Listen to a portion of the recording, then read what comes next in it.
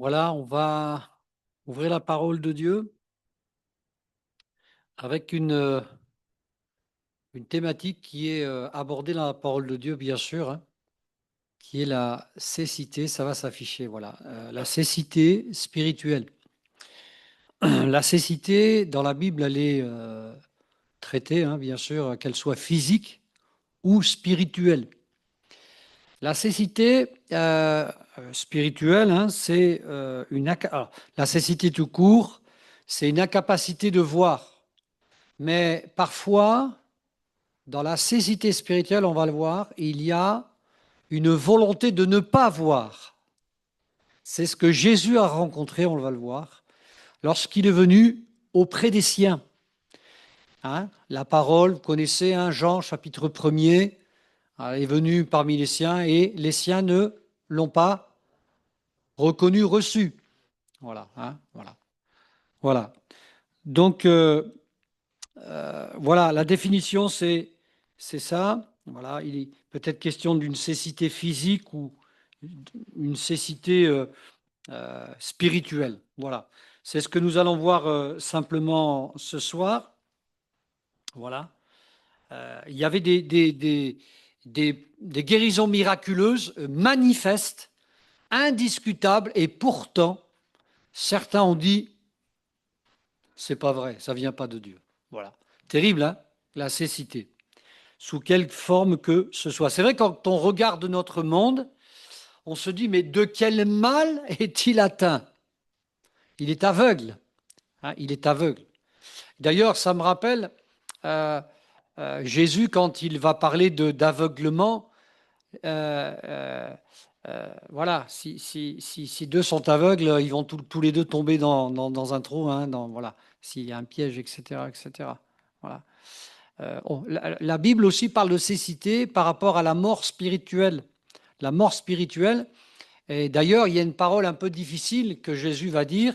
C'est pas sur les notes, hein, mais quand il va parler, par exemple, laisse les morts. Hein, il y a quelqu'un qui lui demande, est-ce que je peux aller enterrer, voilà, quelqu'un de ma famille? Laisse les morts enterrer les morts. Terrible, hein, quand on vit un deuil.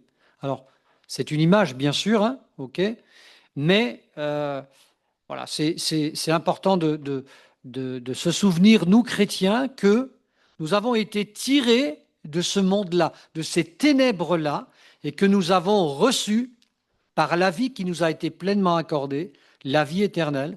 Nous avons reçu la vue. Amen. La vue qui nous a fait comprendre petit à petit les choses de Dieu, les réalités de Dieu.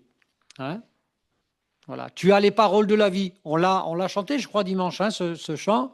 Hein. Pierre dira, tu as à quel autre irions-nous si ce n'est qu'à toi, car tu as les paroles de la vie. Et cette révélation, Pierre, il ne s'est pas levé un bon matin et dire ça, j'ai une belle phrase, je vais la dire au Seigneur. Non, c'est une révélation. L'évangile est une révélation. OK? Donc nous avons trouvé la vue en Jésus. Amen. Si je retire mes lunettes, comme certains peut-être ici, alors je vous devine, parce que je vous connais. Je sais qu'Albert, il est là, etc. Mais qu'est-ce que je vous vois mal? Je ne vois pas vos yeux, je ne vois pas l'expression de vos yeux. Par contre, là, oui, je vois mieux. Et la parole de Dieu, eh bien, là, j'ai aussi, de plus en plus, elle corrige notre vue sur les choses que nous devons comprendre, les choses de Dieu, bien sûr. Amen. Alors, Ésaïe, chapitre 35, versets 5 à 6, justement, qui était une prophétie, voilà, qui parlait d'une cécité spirituelle d'une partie du peuple. Alors s'ouvriront les yeux des aveugles, s'ouvriront les oreilles des sourds, alors le boiteux sautera comme un cerf et la langue du muet éclatera de joie, car des eaux jailliront dans le désert et des ruisseaux dans la solitude. Jésus s'est surtout occupé de la cécité spirituelle, c'est vrai, qui cette fois n'atteint non pas quelques-uns dans le monde, mais toute l'humanité. Vous savez, si on doit faire une différence avec quelqu'un qui est aveugle, que Jésus a d'innombrables fois rencontré et guéri d'ailleurs, J'ai dans ma propre famille quelqu'un qui s'est converti. Il était très proche du général de Gaulle dans l'armée. Et quand il s'est converti, les premiers temps de sa conversion, il est arrivé sur Nice, là-bas. Il est arrivé donc dans un jardin. Il y avait une femme aveugle. Il a prié pour elle. Elle a recouvré la vue. Je peux vous dire qu'après, il s'est vraiment engagé avec Dieu, hein. Et c'était vraiment un pasteur. C'était un pasteur. Donc, c'est un pasteur de ma famille, mais par alliance, avec voilà, le petit-fils qui était marié avec ma sœur. Et quand il racontait ça, c'était formidable, extraordinaire, hein. Alors, il était très engagé et très, même virulent, aux côtés du général de Gaulle. Mais alors, pour l'évangile, je ne vous dis pas, hein, c'était un gagneur d'âme extraordinaire. Et d'être au contact de ces personnes-là, vous ne pouvez pas rester indifférent, ce n'est pas possible. Ou ils vous agacent, ou ils vous gagnent pour l'évangile. Voilà. Seigneur, eh bien, il a aussi besoin et il qualifie des personnes comme ça, que l'on qualifie de gagneurs d'âme. Donc Jésus s'est surtout occupé donc, de l'aveuglement spirituel du monde, hein. Voilà. Tous ceux que Jésus a rencontrés qui étaient atteints de cécité physique, il les a guéris. Mais sa mission, c'était d'accomplir ce qui est dit dans Ésaïe que nous avons lu, que toute l'humanité puisse bénéficier eh bien, de cette guérison divine pour eh bien, voir le plan du salut pour chacun et chacune de leur propre vie. Amen. Et cela donc a été tout longtemps annoncé d'avance, toujours dans Ésaïe, chapitre 42, verset 16. Ésaïe 42, 16, « Je ferai marcher les aveugles sur un chemin qu'ils ne connaissent pas. Je les conduirai par des sentiers qu'ils ignorent. Je changerai devant eux les ténèbres en lumière et les endroits tortueux en plaine. Voilà ce que je ferai et je ne les abandonnerai point. » Vous savez qu'un aveugle physiquement parlant, de naissance, c'est incroyable comment les sens, qui sont les autres sens qui ne sont pas atteints par cet handicap, se développent d'une manière extraordinaire. Vous voyez ? Et ils sont capables de marcher, alors des fois avec une canne blanche, hein, ou un chien, etc., mais de reconnaître un chemin, c'est incroyable. C'est vraiment incroyable. Il y a une compensation des autres sens qui font que, eh bien, ils arrivent à se débrouiller vraiment d'une manière incroyable. Mais là, le Seigneur, il parle des aveugles qui ne connaissent pas un certain chemin. Et là, il est bien question de nous avant et de toute l'humanité qui a besoin de trouver ce chemin. Amen. Hein? Voilà. Et c'est pas pour rien que le Seigneur va décrire ce chemin comme que peu le trouvent. Il faut de l'aide, en fait, pour le trouver. Je croyais personnellement l'avoir trouvé en son temps par la religion, et certainement vous aussi dans vos histoires personnelles. Et on avait comme une certaine satisfaction à travers peut-être certains rituels qu'on nous a, depuis notre enfance, enseignés. Mais on a bien vu assez rapidement que cela ne pouvait pas satisfaire notre âme. Et nous avons, eh bien, ouvert les yeux, non pas à force d'efforts, mais grâce à l'action puissante du Saint-Esprit qui a produit en nous la régénération, la nouvelle naissance. Nos yeux se sont ouverts sur la vérité, non pas une autre réalité, ou alors on pourrait dire la réalité de Dieu qui nous était cachée jusqu'alors. Amen. Amen. Voilà. Il y a des miracles que Jésus a opérés sur lesquels il est intéressant de s'arrêter. Et c'est celui où la vue d'un homme revient, mais progressivement. Il n'y a qu'un cas comme ça. Donc, elle revient progressivement après la prière que Jésus donc va citer, que Jésus, cette prière est citée dans Marc chapitre 8, verset 24. Il regarda et dit, j'aperçois les hommes, mais j'en vois comme des arbres qui marchent, un peu comme moi quand j'ai retiré les lunettes, hein. Voilà, j'avais plus les verres de correction. Voilà. Et cet homme ne s'est pas, ce qui est intéressant, c'est que cet homme ne s'est pas arrêté en si bon chemin pour la guérison totale de sa cécité. C'est vraiment un cas particulier. Alors que d'autres, eh bien, ont été guéris instantanément. Lui, ça s'est fait en 2 temps, on pourrait dire, hein, en 2 temps. Voilà. Et après tout, donc, quel aveugle ne voudrait pas retrouver la vue? Ou alors il est fou, ou il n'a pas compris le message. Mais quelqu'un à qui on dit, est-ce que tu veux, hein, Jésus a dit comme ça, il a interpellé, que veux-tu que je te fasse? Si nous posait la question, alors personne n'est aveugle, ok?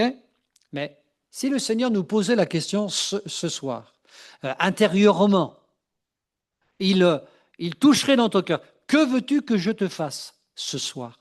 Avec quelle demande tu es venu? Peut-être dans ta liste de demandes, s'il y en avait une qui serait prioritaire, laquelle serait-elle? Vous savez que la parole de Dieu, à travers ces textes, elle nous lance des défis. Hein. Elle lance des défis à notre foi. Que veux-tu que je te fasse? Mais nous allons voir donc qu'en ce qui concerne donc la cécité spirituelle dont nous parlons ce soir, ce n'est pas aussi évident pour tous que de vouloir la guérison. Et on va le voir. Il y a des textes dans la parole de Dieu qui abordent clairement donc la cécité spirituelle. Non pas physique pour ces textes-là, mais la cécité spirituelle. Il est important que nous puissions nous souvenir de cela, que nous étions aveugles et que les personnes que nous côtoyons, parfois ils sont très proches de nous, ok? Et parfois Dieu nous les envoie. Parfois nous allons chez eux, nous allons à leur contact, sont atteints et atteintes de cécité spirituelle. C'est important. Vous savez, quand vous allez chez le médecin, quand on est malade, il y a quelque chose qui est agaçant, c'est quand on ne sait pas ce qu'on a. Et des fois, il y a en plus des gens qui se chargent, je dis, mais qu'est-ce que tu as? Ben, je ne sais rien, je ne sais pas.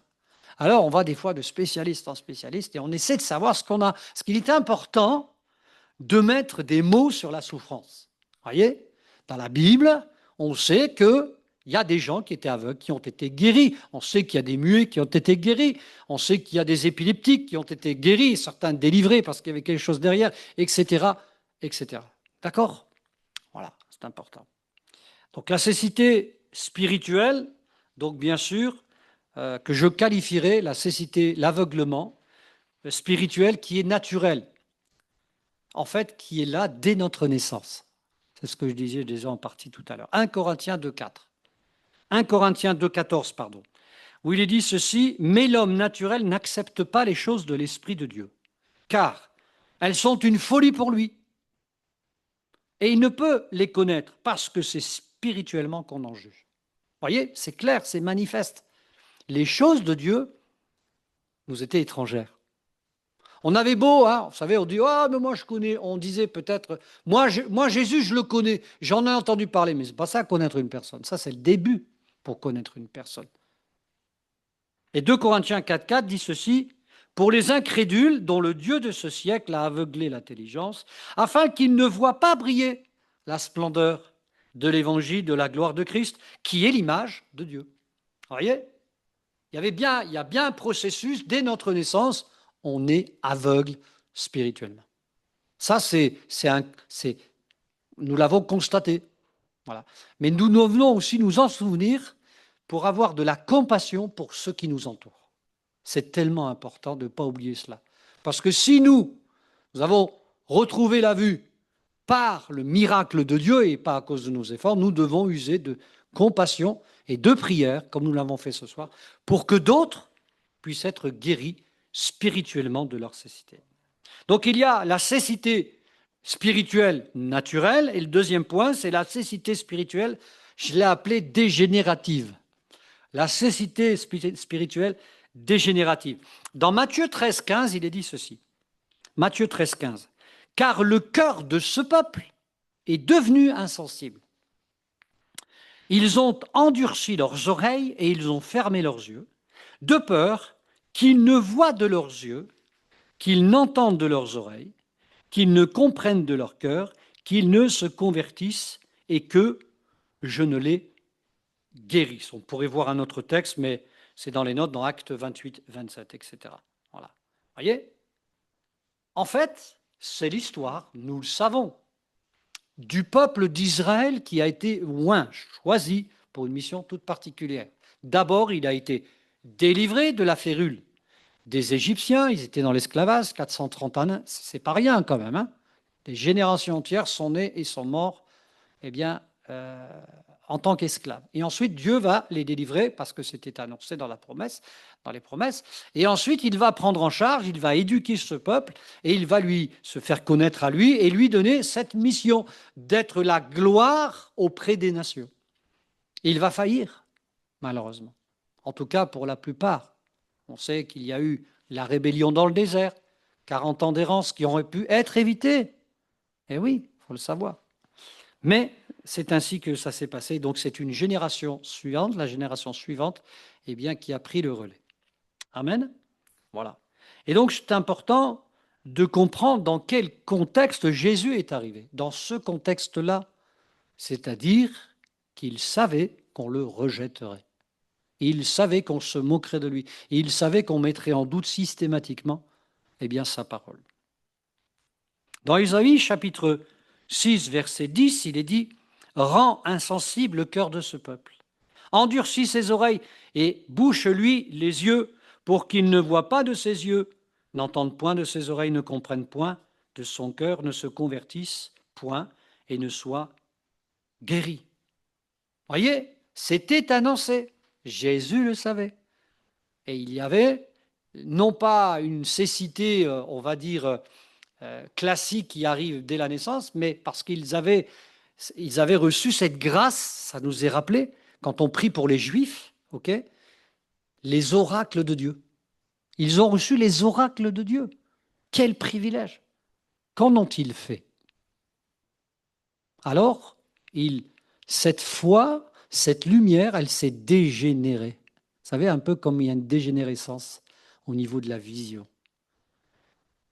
Au début, ils ne s'en sont peut-être pas rendus compte. Mais leur cœur, quand le Messie est venu, pourtant ils l'avaient à la bouche, qu'ils attendaient cet autre Élie. En fait, ils ne l'attendaient plus.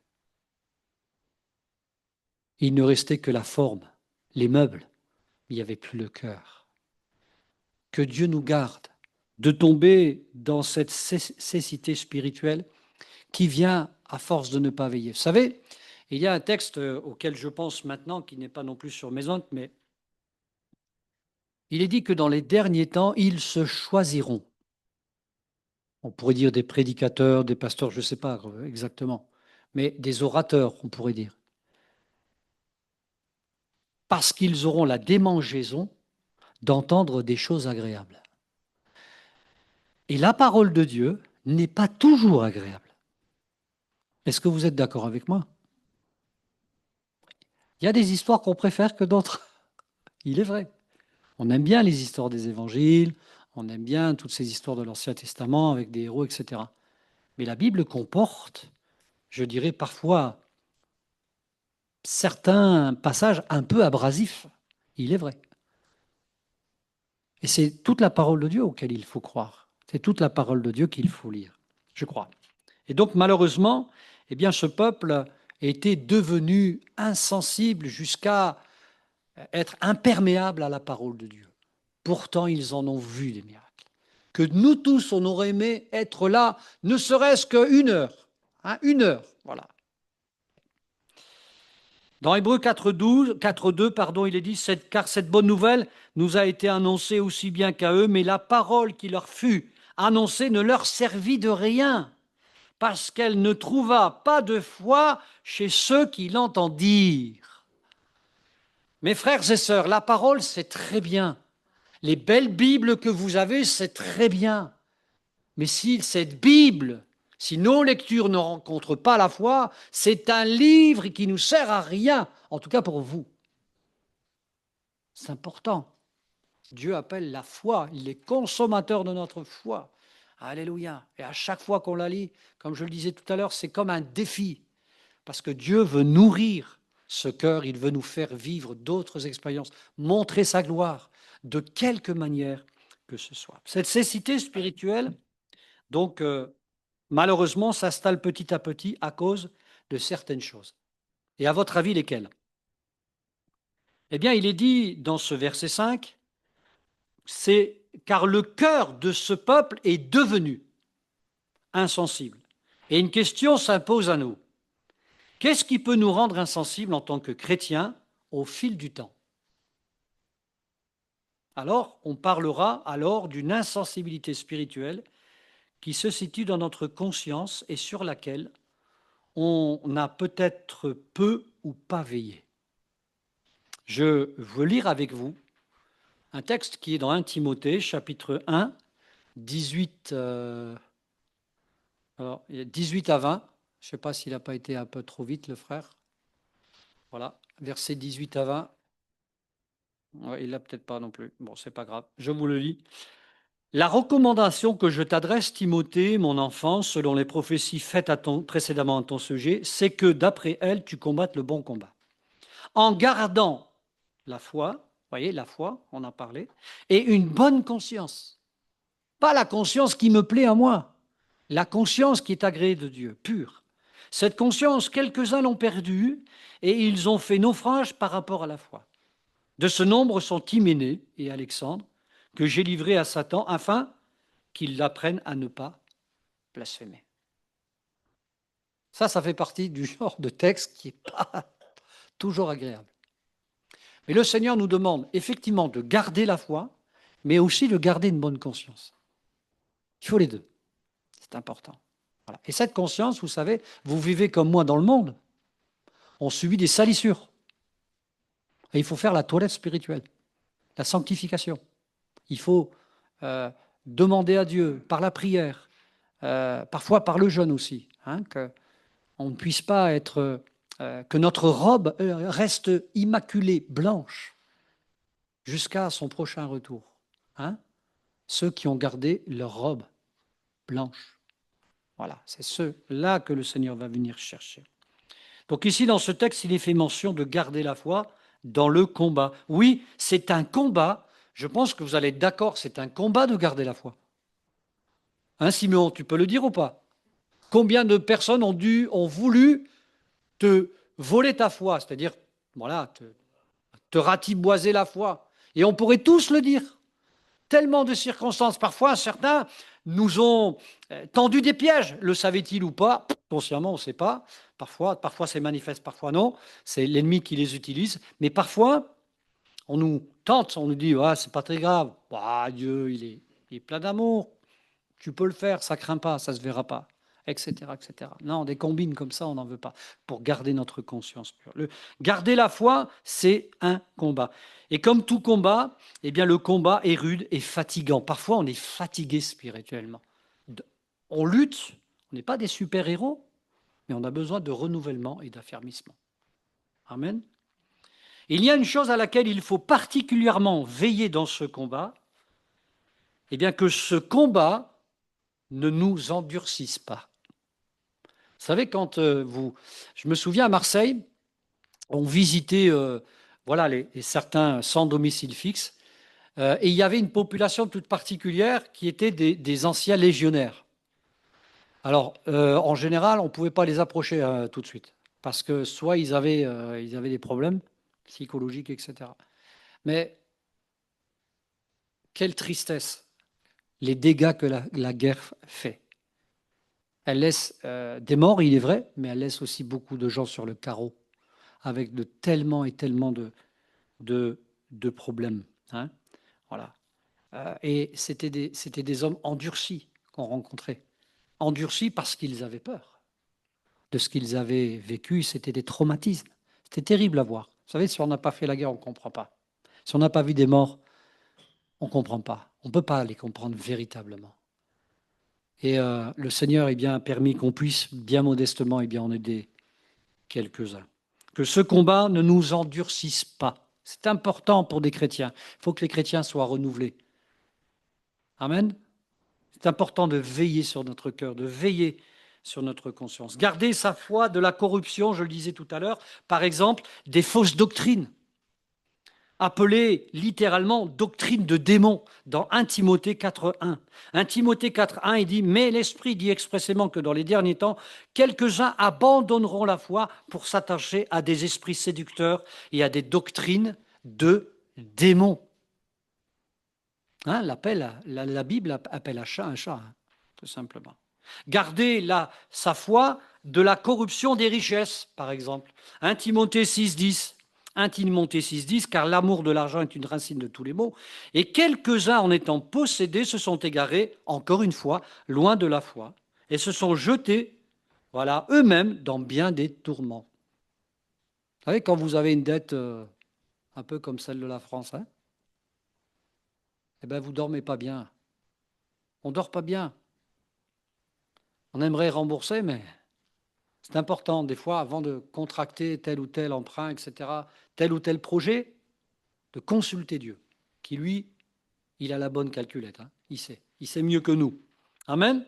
Et puis, il y a d'autres cas qu'on aurait pu voir, tout simplement, qui pourraient être la cause de cet endurcissement, l'endurcissement de cœur. Nous pouvons être guéris de la cécité spirituelle de la même manière que la première fois où nous avons vu quand le voile a été ôté sur notre intelligence.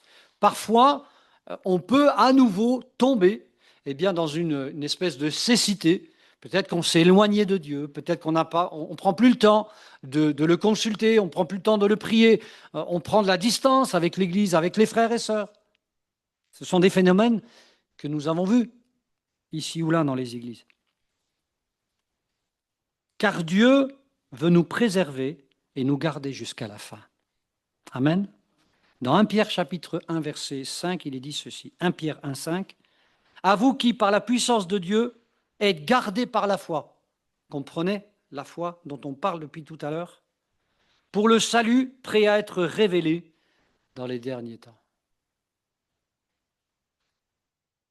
Oui, mais il y a une condition qui en appellera à notre volonté, et on va le lire ensemble dans Hébreux, chapitre 4, verset 7. Je vais donc, comme là c'est écrit dans la parole de vie, pour une meilleure compréhension, vous lire ce texte de Hébreux 4, 7.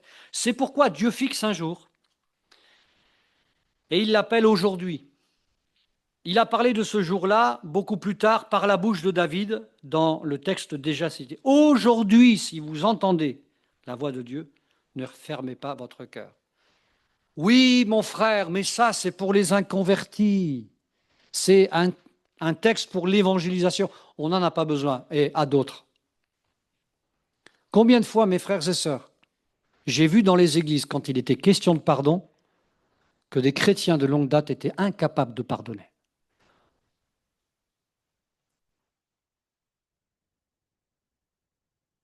Et restaient parfois dans des positions des années.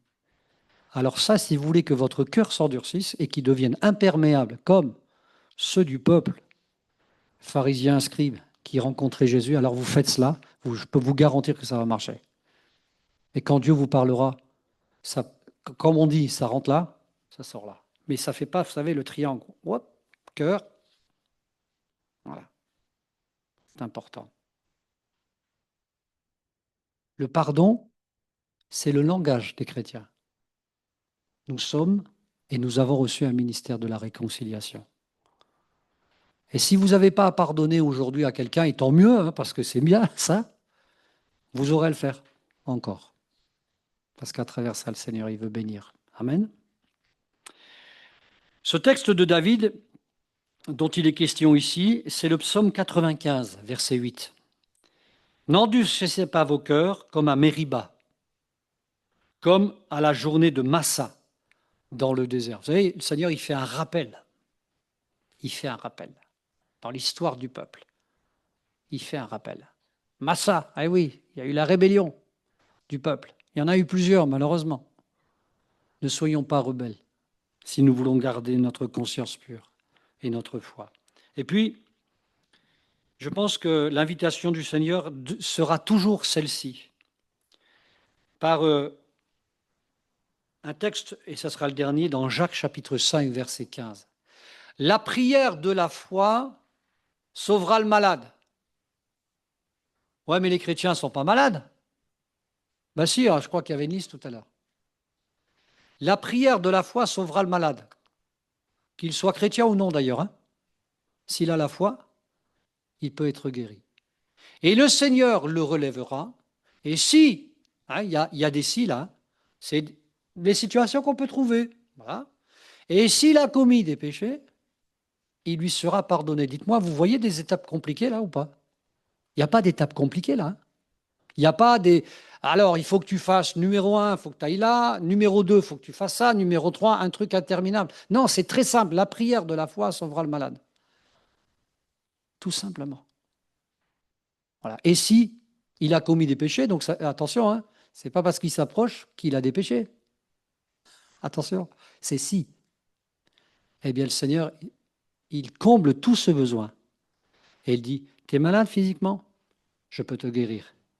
Tu as un péché qui te fait la guerre? Je peux te délivrer. Je peux te guérir. Amen. Il n'est pas formidable, notre Seigneur? Alléluia. Gloire à Dieu. Alors que Dieu nous permette toujours de garder, comment dire, en bon état nos yeux spirituels. Que nous puissions toujours le voir à l'œuvre dans nos vies. Que nous puissions regarder dans le détail de jour ce que le Seigneur fait. Apprenons à compter les bienfaits de Dieu. Ils sont nombreux, innombrables. Apprenons à nous poser, plutôt que parfois, on le sait, de gémir, apprenons à compter ce qu'il fait et ce qu'il a fait dans le passé. Amen. Seigneur, nous voulons te remercier, te bénir pour ces quelques partages que nous avons eus ensemble à travers ta parole.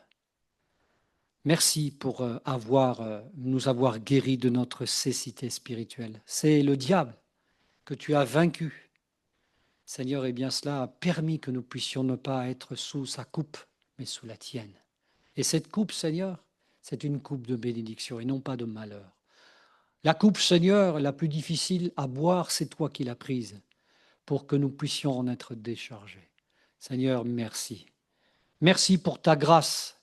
Seigneur, nous ne voulons pas l'oublier, cette grâce d'avoir été guéris spirituellement. Nous ne voulons pas l'oublier pour nous-mêmes et pour te glorifier, mais aussi pour celles et ceux à qui, eh bien, nous pourrons encore rendre témoignage de cette guérison divine. Seigneur, raccompagne-nous, Seigneur, et aide-nous à garder cette parole dans nos cœurs, pour que nous puissions, Seigneur, ne pas oublier ce que tu fais, car ce que tu fais est bon, agréable et parfait. C'est magnifique, Seigneur. Merci, Seigneur, qu'il y ait toujours de la lumière dans nos cœurs, afin que notre âme soit toujours éclairée et qu'elle puisse et qu'elle sache se conduire pour te plaire. Au nom de Jésus-Christ. Amen. Voilà, que Dieu vous bénisse.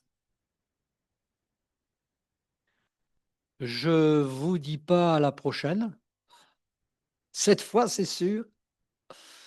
Je vous dis à bientôt. Vendredi pour toi et pour ceux qui viennent là-bas. Voilà, mais en ce qui concerne Givor, eh bien cette fois, je ne pourrai pas revenir de sitôt, à moins que le Seigneur en décide. Et donc, je vous dis donc à très bientôt. J'enverrai quelques petits messages sur les groupes, etc. Voilà, que les pasteurs pourront lire aussi. Mais je veux prendre le temps de les écrire. Donc, merci pour votre participation. Et puis, donc, on se dit à très bientôt.